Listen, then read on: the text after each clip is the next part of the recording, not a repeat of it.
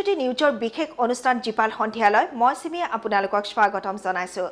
আজি আমি ৰোগৰ বিভিন্ন কাৰণসমূহ জানিবলৈ আহিছো আসাম হেল্থ কেয়াৰ ডায়াগনষ্টিক চেণ্টাৰলৈ আৰু আজি আমাৰ মাজত আছে গেষ্ট্ৰো আৰু হেপাটালজিষ্ট বিশেষজ্ঞ ডক্টৰ অমিতাভ গোস্বামী। হয়, আপোনাক আমাৰ অনুষ্ঠানলৈ স্বাগতম জনাইছো। প্ৰথমে মই আপোনাৰ পৰা জানিব বিচাৰিম লিভাৰ বা যকৃত বৃদ্ধি হোৱা ফেটি লিভাৰ কি? হয়, ফেটি লিভাৰ এটা বহুতলি সাধাৰণ সবতে দেখা যায়, বহুত পেচেণ্টৰে দেখা যায় ফেটি লিভাৰ। আল্ট্ৰাচাউণ্ডত ধৰা পৰে, সাধাৰণতে বহুতে আল্ট্ৰাচাউণ্ড যেতিয়া নিজৰ লিভাৰটো চেক কৰিব যায় ফেটি লিভাৰ দেখা পায়। কিন্তু নিয়মমতে যদি সঁচাকৈ ক'ব যাওঁ নৰ্মেল ফেট এটা থাকে লিভাৰত 5% বুলি কওঁ। 5% ফেটটো নৰ্মেল মানুহৰ থাকে, কিন্তু আল্ট্ৰাচাউণ্ড তেতিয়াই ফেট ধৰে যেতিয়া 30%ৰ বেছি ফেট দেখা যায় লিভাৰত। তো এই শব্দটো ফেটি লিভাৰ আল্ট্ৰাচাউণ্ডৰ পৰাই আহিছে মেইনলি। যেতিয়া পেচেণ্টে নিজৰ স্ক্ৰিনিং বা চেক কৰিব যায় বা গলব্লাডাৰ চাব যায় বা লিভাৰ চাব যায় ফেটি লিভাৰ শব্দটো দেখা পায়। তাৰ মানে এইটোৱে বুজায় লিভাৰত ফেট নৰ্মেলতকৈ বেছি আছে। নৰ্মেল যদি আমি কওঁ 5% বা 10% ক'ব পাৰোঁ, তাতকৈ বেছি 20%ৰ ওপৰত বা 25%ৰ ওপৰত 30% বুলিয়ে ক'ব পাৰে আল্ট্ৰাচাউণ্ডত যদি ধৰা পৰিছে। ফেটি লিভাৰৰ লক্ষণবিলাক কেনেকুৱা? লক্ষণবোৰ একে। এতিয়া ফেটি লিভাৰ চুগাৰ থকা পেচেণ্টৰ বেছি দেখা যায়, যাৰ ফেটটো বডিত বেছি বা ব্লাডত ফেটটো বেছি, কলেষ্ট্ৰল বেছি, ট্ৰাইগ্লিচাৰাইডছ বেছি। আৰু এটা মেটাবলিক চিণ্ড্ৰম, আমি কওঁ যে মেটাবলিক চিণ্ড্ৰম আজিকালি বহুতকেইটা ৰোগ একেলগে মিল খাই কিনে হৈছে, যেনেকৈ যাৰ প্ৰেছাৰ বেছি, যাৰ শকত বডি ৱেইট বেছি, সিহঁতৰ ব্লাডতো কলেষ্ট্ৰল বা ট্ৰাইগ্লিচাৰাইডছটো বেছি, সিহঁতৰ লিভাৰতো ফেটটো বেছি দেখা যায়। তো ফেটি লিভাৰ যদি আমি ক'ব যাওঁ ৰুৰেল পপুলেশ্যনত অলপ কম, 20% বুলি কওঁ ভিলেজত, কিন্তু টাউনত যেতিয়া চাওঁ এবাভ 30%, অলমষ্ট 30% পেচেণ্ট আমি ডেইলি অ'পিডিত ফেটি লিভাৰেৰে পাওঁ। লক্ষণবোৰ বেছি একো নহ'ব পাৰে, কিন্তু মেইন লক্ষণ এটাই যে হ'ব পাৰে যে ভাগৰ লাগি থাকে, কাৰোবাৰ ভাগৰ লাগি থাকে, উইকনেছ এটা ফিল হয়, লেথাৰ্জি এটা ফিল হয়। সেইকাৰণে জণ্ডিছটো বহুত পিছৰ লক্ষণ লয়, জণ্ডিছটো প্ৰথমত নহয়। প্ৰথমত ফেটটো জমা হৈ লিভাৰটো ডাঙৰ হৈ যায়, তো ভাগৰ লগাটো বেছি আহে আৰু দুৰ্বল হৈ যায়। এইটোৱে লক্ষণ, বেলেগ একো লক্ষণ নিদিয়ে সাধাৰণতে। এই লক্ষণবিলাক দেখা দিলে আমি ডক্টৰৰ ওচৰত পৰামৰ্শ ল'ব যাওঁ। কেতিয়াবা এডভান্স ষ্টেজত যেতিয়া আহে তেতিয়া লক্ষণবোৰ বেলেগ হৈ যায়। যেতিয়া কাৰোবাৰ যদি বহুত বছৰত ধৰি হৈ আছে, 5 বছৰ 10 বছৰ 15 বছৰ হৈ গ'ল ফেটি লিভাৰ চলি আছে, সিহঁতৰ লক্ষণবোৰ বেলেগ। সিহঁতৰ লক্ষণবোৰ জণ্ডিছ হ'ব পাৰে, তেতিয়া ভৰি ফুলা হ'ব পাৰে, ভৰি ফুলা থাকিব পাৰে, বা পেটত পানী জমা হ'ব পাৰে, পেটটো ফুলি যায়। তো এনেকুৱা যেতিয়া হৈ যায় তেতিয়া এডভান্স ষ্টেজ বুলি কওঁ। কাৰোবাৰ ব্লিডিং লৈ আহে, ক'লা পায়খানা হৈ কিনে আহে, তো ইমান দিন ধৰি ৰৈ থাকিব নালাগে। সাধাৰণতে আমি কওঁ বছৰত এবাৰ হ'লেও চেক কৰিব লাগে, এটলিষ্ট লিভাৰৰ কণ্ডিশ্যনটো আৰু প্ৰগ্ৰেশ্যনটো কিমান ফাষ্ট প্ৰগ্ৰেছ কৰি আছে নে শ্ল' প্ৰগ্ৰেছ কৰি আছে। কিছুমান টেষ্ট আছে আমি পিছত ক'ম। যিখিনি ফেটি লিভাৰ হ'লে ইয়াৰ চিকিৎসাসমূহ কেনেকুৱা হয়? চিকিৎসাও আছে। সাধাৰণতে আমি কওঁ যেনেকৈ মেটাবলিক চিণ্ড্ৰম আমি কৈছোঁ, এইটো চিকিৎসা ডায়েটৰী ৰেষ্ট্ৰিকশ্যনো হ'ব, লাইফষ্টাইল মডিফিকেশ্যনো হ'ব। তো মিনিমাম আমি কওঁ যিমানখিনি এনাৰ্জি আমি কেলৰিজ লৈ আছোঁ ইমানখিনি কেলৰিজ ওলাবও লাগিব বডিৰ পৰা। তো বেষ্ট উপায় হ'ল এৰবিক্স। আমি ফাষ্ট ৱাকিংটো যোনটো কওঁ, ব্ৰিস্ক ৱাকিং।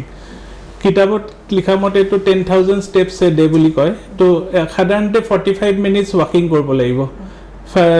এটলিষ্ট কেলৰিজকেইটা ওলাবৰ কাৰণে, মেটাবলাইজ কৰাৰ কাৰণে। আৰু ট্ৰিটমেণ্টৰ ভিতৰত ডায়েটৰী ৰেষ্ট্ৰিকশ্যন এটা ইম্পৰ্টেণ্ট ৰ'ল আছে, য'ত আপুনি এমটি কেলৰিজ বা জাংক ফুড এভইড কৰিব লাগিব। এক্সট্ৰা কেলৰিজ আপুনি মিট থকা বস্তুত অলপ এভইড কৰিব লাগে, স্পেচিয়েলি ৰেড মিট। আৰু ৰিচেণ্ট ষ্টাডিজৰ মতে ছফ্ট ড্ৰিংকছটো বেছি হাৰ্ম কৰে, ফ্ৰুক্টোজ বা চুক্ৰ'জ চলিউশ্যনবোৰ বা যোনকেইটা চুগাৰ ছাপ্লিমেণ্ট আছে এইকেইটাও ইউজ কৰিলে দেখা গৈছে যে ফেটি লিভাৰটো সোনকালে হয়। এলকহলৰ ক্ষেত্ৰতো বেলেগ, তাতে এলকহলৰ ফেটি লিভাৰো ডিজিজো হয়, কিন্তু সাধাৰণতে আমি নন এলকহলিকৰ কথা কৈ আছোঁ, য'ত ডায়েবেটিক পেচেণ্ট বা শকত পেচেণ্ট, অবিজ পেচেণ্ট, সিহঁতৰ ফেটি লিভাৰটো বেছি দেখা যায়। এলকহল এটা বেলেগ ডিজিজ, আকৌ এলকহলিক লিভাৰ ডিজিজ এইটো বেলেগ টপিক হৈ গ'ল। কিন্তু তাতেও ফেটি লিভাৰ একে বস্তু, ফেটটো এলকহলতো ফেট থাকে আল্টিমেটলি ফেটটো গৈ লিভাৰত জমা হৈ যায় এক্সট্ৰা ফেটবোৰ তাতে আমি ফেটি লিভাৰ ডিজিজ গ্ৰেডিং কৰিব পাৰোঁ গ্ৰেডিং মানে আমি কিছুমান টেষ্ট আছে ফাইব্ৰস্কেন জাতীয় টেষ্ট আছে বা ইলাষ্ট্ৰগ্ৰাফি টেষ্ট আছে য'ত fatty liver stage 1 stage 2 stage 3 stage 4 বুলি কওঁ নৰ্মেল গ্ৰেড কেইটা ট্ৰিটমেণ্ট মেটাবলিক লাইফষ্টাইল মডিফিকেশ্যন হ'লে হয় গ্ৰেড 1 বা গ্ৰেড 2 কিন্তু যাৰ গ্ৰেড 3 বা ষ্টেজ 3 ফাইব্ৰচিছ বা ষ্টেজ 4 ফাইব্ৰচিছ হৈ গৈছে সিহঁতক আমি মেডিচিনছ ইউজ কৰোঁ আজিকালি নতুন মেডিচিনছ আহিছে বহুত ভাল এগ্ৰেছিভ ষ্টাডি কৰা মেডিচিন হাৰ্ডলি 2-3টা মেডিচিন কিন্তু বহুত এফেক্টিভ হয় তো এতিয়া আমি মেডিচিন ট্ৰিটমেণ্টত বেছি জোৰ দিছোঁ ৰিচেণ্টলি কিন্তু লাইফষ্টাইল মডিফিকেশ্যনটো বেছি ইম্পৰ্টেণ্ট মানে লিভাৰৰো ষ্টেজ থাকে ষ্টেজিং থাকে আৰু এনেকুৱা অৱস্থাত আমি কোনবোৰ খাদ্য খাব লাগে আৰু কোনবোৰ খাদ্য আমি পৰিহাৰ কৰিব লাগে হয় এতিয়া কেলৰিজ ইনটেকটো বিৰাট ইম্পৰ্টেণ্ট এতিয়া চবৰ বডি ৱেইট লৈ মেটাৰ কৰিব এতিয়া কোনে কি কাম কৰি আছে কাৰোবাৰ যদি heavy worker heavy manual labour থাকে সিহঁতে হয়তো কেলৰিজ বঢ়াব পাৰে 3000 কেলৰিজ যাব পাৰে কিন্তু কোনোবাই অফিচত বহি আছে বা ঘৰত বেছি লেথাৰ্জিক কাম কৰি আছে ইমান বেছি হাৰ্ড ৱৰ্কিং কৰা নাই সিহঁতৰ কেলৰি ইনটেক কমাব লাগিব সিহঁতৰ আমি কওঁ 2000 কিলো কেলৰিজ বা 500ৰ তলত তাৰমানে কেলৰিজ ইনটেক আপুনি junk food extra calories avoid কৰিব লাগিব স্পেচিয়েলি ফেটি মিল ফেটি ডায়েট চফ্ট ড্ৰিংকছ তাৰপিছত আহি গ'ল কাৰ্বহাইড্ৰেট বহুত ৰেষ্ট্ৰিকশ্যন লাগে কাৰ্বহাইড্ৰেট গ'লে বডিৰ ভিতৰত আকৌ ফেট হৈ যায় তো সেইকাৰণে আমি কওঁ ৰাইচ ইনটেকটো কমাব লাগে লাহে লাহে হুইট বেছড ডায়েটত যাব লাগিব প্ৰটিন ডায়েটত যাব লাগিব প্ৰটিন খাব পাৰে কিন্তু কাৰ্বহাইড্ৰেট আৰু ফেট ৰেষ্ট্ৰিক্ট কৰিব লাগিব তো বেচিকেলি অইলি বস্তুবোৰ এভইড কৰা যায় মানে এই ক্ষেত্ৰত ৰোগীসকলে ডায়েট কন্ট্ৰলটো পুৰা কৰিব লাগিব বহুত ইম্পৰ্টেণ্ট ডায়েট আৰু কেলৰি কণ্টেণ্টটো বহুত ইম্পৰ্টেণ্ট হয় এতিয়া মই আপোনাৰ পৰা জানিব বিচাৰিম এলকহলিক ফেটি লিভাৰ আৰু নন এলকহলিক ফেটি লিভাৰ এই দুইটাৰ কোনটো বেছি ভয়ানক হয় এইটো এতিয়া ইম্পৰ্টেণ্ট কুৱেশ্যন হয় এতিয়া ইমান দিন ধৰি আমি যেতিয়া আগত MBBS পঢ়ি থাকোঁ আগতে আমি সদায় শুনি থাকোঁ মদ খালে লিভাৰৰ বেমাৰ হয় তো আমি সদায় OPD-টো এলকহলিক লিভাৰ ডিজিজ কেছে পাই থাকোঁ লাহে লাহে এতিয়া ৰিচেণ্টলি ডায়েট চেঞ্জ হৈছে ইণ্ডিয়াৰ এতিয়া লাইফষ্টাইল অলপ ৱেষ্টাৰ্ণাইজ হৈ গৈছে সেইকাৰণে লাহে লাহে ৱেষ্টাৰ্ণ ফুড হেবিটছবোৰো ইণ্ডিয়াত আহি গৈছে কালচাৰবোৰ আহি গৈছে বাৰ্গাৰ খোৱা বা মেকডনাল্ডছ যোৱা KFC যোৱা সেইকাৰণে এতিয়া মেটাবলিক চিণ্ড্ৰমটো লাহে লাহে ইণ্ডিয়াত বাঢ়ি আছে আগত ইমান বডি ৱেইট নাছিল এতিয়া বডি ৱেইট বাঢ়ি আছে অবিচিটি বাঢ়ি আছে তো এতিয়া OPD-ত চাব গ'লে দুটাই বেছি ইনফেক্ট নন এলকহলিক ফেটি লিভাৰটো বেছি দেখা যায় যদি 10টা পেচেণ্ট চাওঁ তাতে আমি 7টা নন এলকহলিক ফেটি লিভাৰ ডিজিজ চাওঁ 3টাই পাম যেন এলকহলিক লিভাৰ ডিজিজ হৈছে তো বেমাৰ দুটা একে মোটামুটি একে বুলি ক'ব লাগিব তাৰমানে ফেটটোৱে বেমাৰ এলকহলতো ফেট থাকে নন এলকহলিকতো ফেট থাকে তো ফেটটো আল্টিমেটলি লিভাৰত গৈ ডেমেজ কৰে লিভাৰ চেলৰ জেগাখিনি অকুপাই কৰি লয় ফেটটো জমা হৈ তাৰপিছত ভিতৰত নেক্ৰ'চিছ ফাইব্ৰচিছ ইনফ্লেমেশ্যন কৰে এইটো ষ্টেজিং বুলি কওঁ যোনটো আমি ষ্টেজিং কৈছোঁ ষ্টেজ 1 2 3 এটা সময়ত ষ্টেজ 4 গৈ পায় F4 বুলি কওঁ 4th ষ্টেজত গ'লে চিৰ'চিছ হৈ যায় তেতিয়া লিভাৰটো ইৰিভাৰ্চেবল ডেমেজ হৈ যায় য'ত লিভাৰটো টান হৈ যায় হাৰ্ড হৈ যায় চিৰ'চিছ বুলি কোৱা যায় এনেকুৱা পেচেণ্টক চিৰ'চিছ হৈ গ'লে কিন্তু ৰিভাৰ্চেবল নহয় তেতিয়া ঘূৰি আহিব আগৰ কণ্ডিশ্যনত ইউজুৱেলি পেচেণ্টে নাহে তেতিয়া পেচেণ্টে লাহে লাহে ডিটৰেট হয় কাৰোবাৰ জণ্ডিছ হৈ যায় কাৰোবাৰ পেটত পানী হৈ যায় বা ভৰি ফুলি যায় এইটো ষ্টেজ সদায় পাব নালাগে পেচেণ্টে এইকাৰণে আমি ৰেগুলাৰ চেকআপ কৰিব লাগে ৰেগুলাৰ নিজৰ এইটো যেটো স্টেজ কৈছে এইটো লাষ্ট স্টেজ হয় এইটো লাষ্ট স্টেজ বুলিয়ে ক'ব পাৰোঁ যাৰ পিছত ট্ৰান্সপ্লান্টৰ কথা আহি যায় লিভাৰ ট্ৰান্সপ্লান্টৰ কথা আহি যায় তেতিয়া চাৰ্জাৰী চবেতো এফৰ্ড কৰিব নোৱাৰে এতিয়া ইণ্ডিয়াত ইমান পপুলেশ্যন আছে তাতে যদি 30% লিভাৰ ডিজিজ আছে চবৰ ট্ৰান্সপ্লান্ট হাৰ্ডলি 1%ৰ হয় অলমষ্ট বাকী কাৰো ট্ৰান্সপ্লান্ট নহয় তো এইকাৰণে ট্ৰান্সপ্লান্ট শব্দটো আমি বহুত লিমিটেড পেচেণ্টৰ কাৰণে ইউজ কৰোঁ য'ত এফৰ্ড কৰিব পাৰে বহুত ফাইনেন্সিয়েল ছাপৰ্ট লাগে ট্ৰান্সপ্লান্ট এটা প্ৰগ্ৰামত মিনিমাম হ'লেও 20 লাখৰ পৰা 25 লাখ খৰচা হৈ যায় তো ইমানখিনি ফাইনেন্সিয়েল বেকআপ থাকিব লাগিব লিভাৰ ট্ৰান্সপ্লান্ট পেচেণ্টৰ আদাৰৱাইজ মেডিকেল মেনেজমেণ্ট চব 90% পেচেণ্টে মেডিকেল মেনেজমেণ্ট চলি থাকে কিন্তু চিৰ'চিছ হৈ যোৱাৰ পিছত লাইফ স্পেনটো নিজে কমি যায় তো এটা চিৰ'চিছ পেচেণ্টে যদি ভালকৈ মেইনটেইন নকৰে ডায়েট মেইনটেইন নকৰে বা মেডিচিন নলয় সিহঁতৰ লাইফ স্পেনটো কম হৈ যায় লাহে লাহে ডিটৰেট কৰি যায় কণ্ডিশ্যন তো লিভাৰ ট্ৰান্সপ্লান্টে লাষ্টত ৰৈ যায় যোনটো লাইফ বচাব পাৰে লিভাৰ ট্ৰান্সপ্লান্ট আপুনি যিটো ক'লে লিভাৰ ট্ৰান্সপ্লান্টটো আচলতে কেনেধৰণে কৰা হয় ৰোগীজন লিভাৰ ট্ৰান্সপ্লান্ট কৰিলে সম্পূৰ্ণ সুস্থ হয়নে নে কিমান সময় লাগে সুস্থ হ'বলৈ হয় লিভাৰ ট্ৰান্সপ্লান্ট বিৰাট ইম্পৰ্টেণ্ট চাৰ্জাৰী হয় ইণ্ডিয়াত এতিয়া বহুত দিন হৈ গ'ল এতিয়া ৱৰ্ল্ডত হায়েষ্ট ট্ৰান্সপ্লান্ট ইণ্ডিয়াতে হয় বুলি কওঁ আগৰ দিনততো বছৰত এটা বা দুটা হৈছিলে এতিয়া বহুতকেইটা হস্পিটালে ডেইলি 3-4টাকৈ কৰি আছে তো চাব গ'লে ইণ্ডিয়াত ডেইলি 300টা লিভাৰ ট্ৰান্সপ্লান্ট হৈ আছে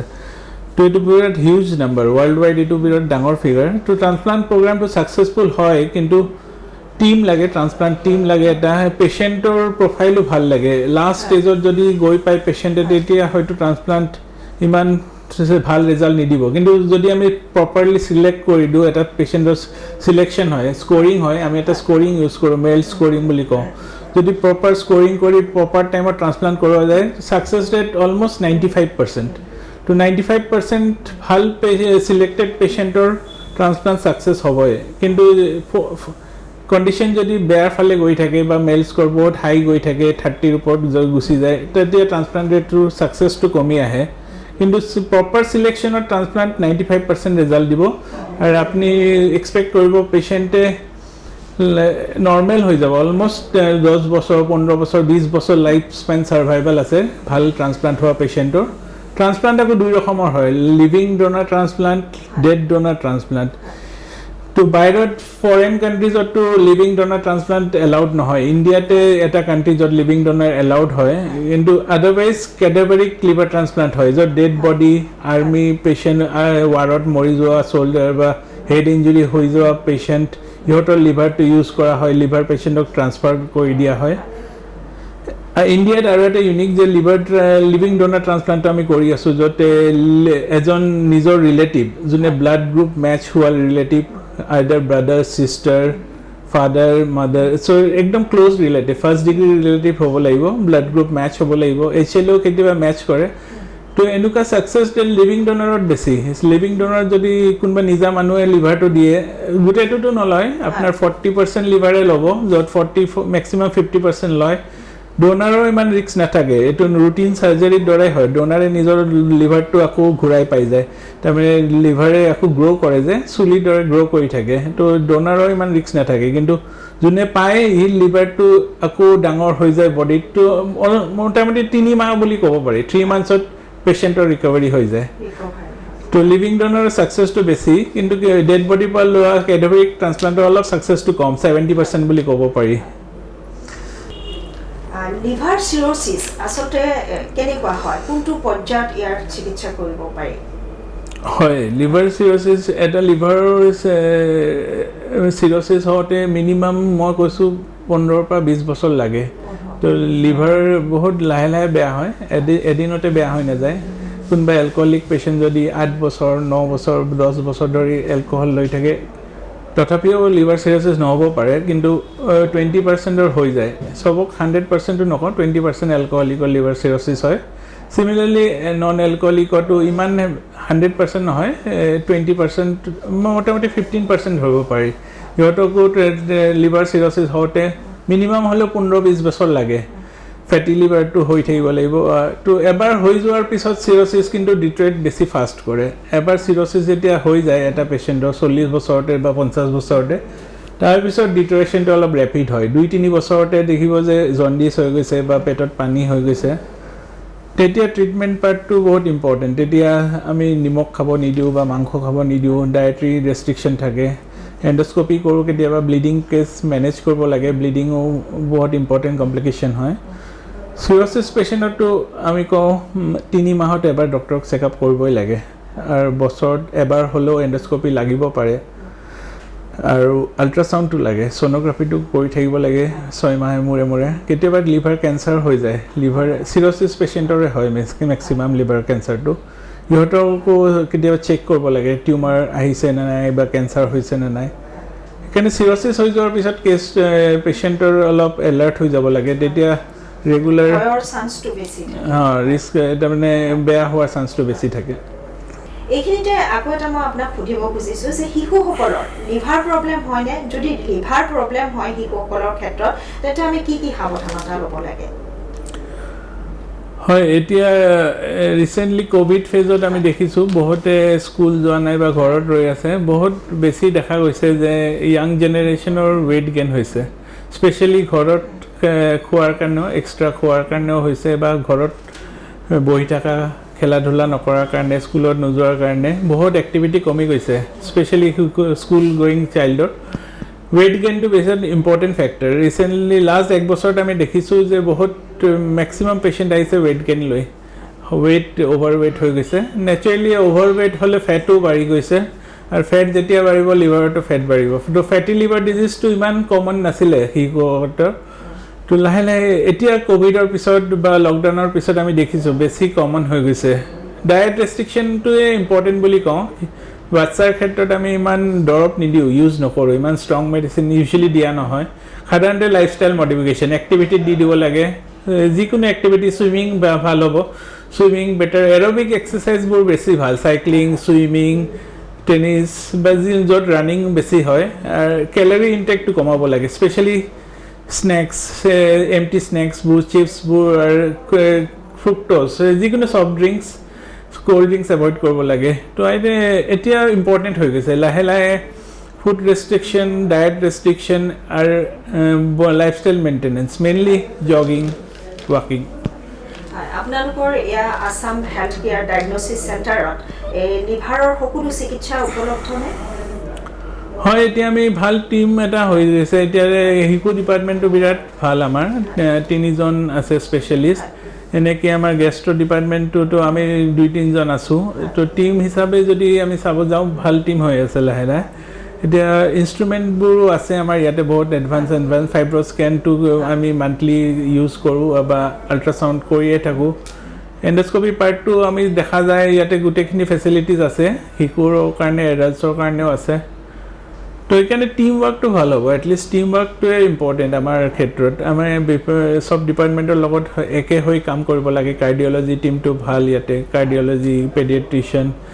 আমাৰ গেষ্ট্ৰ টিম আছে মেডিচিন ডিপাৰ্টমেণ্ট আছে নিউৰলজি আছে তো এজ এ টিম হিচাপে আমি ভাল বুলি ক'ম ইয়াতে আজি আপুনি বহুখিনি কথাই আমাক ৰোগ সম্পৰ্কে জনালে লিভাৰৰ যথেষ্টখিনি আমাক জনালে দৰ্শক সকলো উপকৃত হ'ল আপোনাক ধন্যবাদ জনাইছোঁ এইখিনি সময় দিয়াৰ বাবে